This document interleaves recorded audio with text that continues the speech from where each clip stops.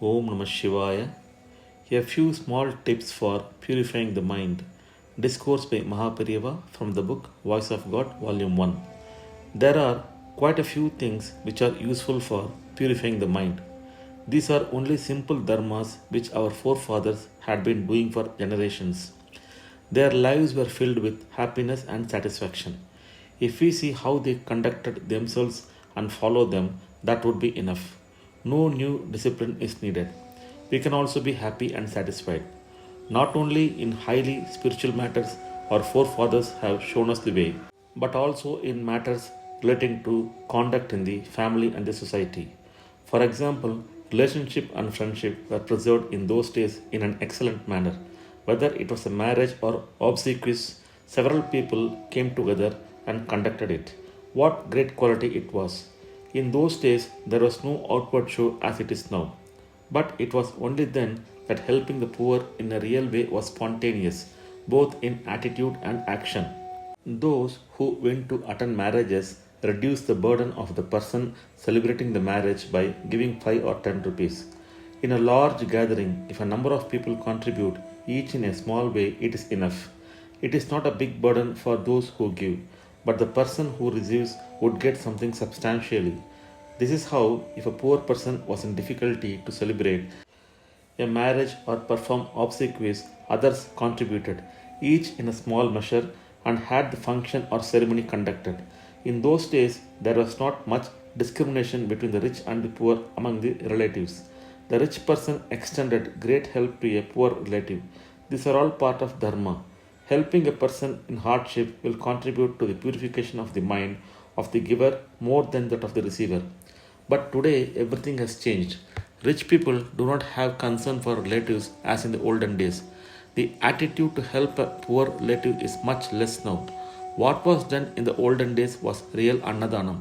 These days, people arrange parties and feasts for those who are rich like themselves.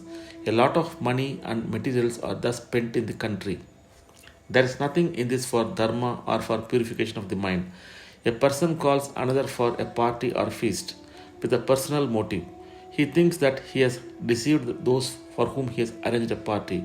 The person who accepted the party also knows this. This man has not given me party out of love. He has a motive. But without showing his feelings, he eats happily and goes.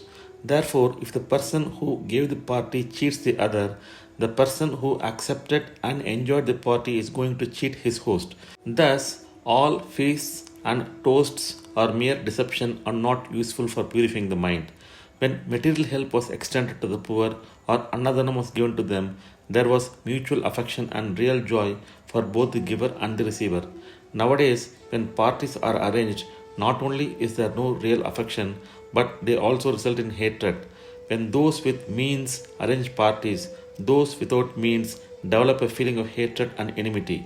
I have said all this to make it clear that among relatives there should be no feeling of rich and poor.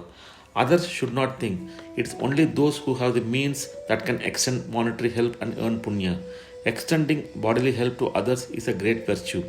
It will greatly help to purify the mind. Those who have no means can thus render bodily help to others. Each one, there is no need for others to know this. If he goes to a pathway and removes the thorn, glass pieces, etc., which are found there, that will greatly help cleanse the mind. This simple dharma can be followed by anyone, without distinction of rich and poor. All people in an area can come together and dig a tank. If we say God's grace is needed, how will that grace come? It is only by performing philanthropic acts and actions which reflect love for all beings. Purity of mind can be achieved, and in such a pure mind, one can see the Lord. Just as a reflection cannot be seen in turbid water, we keep our mind disturbed and suffer that handicap of not being able to see the Lord. With devotion to the Lord and doing philanthropic acts, due to which the mind becomes clear, we can see the Lord's form and receive His grace. Om Namah Shivaya. In the next post, we shall see MahaPeriyava talk about faults and virtues. Om Namah Shivaya. Hara Hara Shankara Jai Jai Shankara.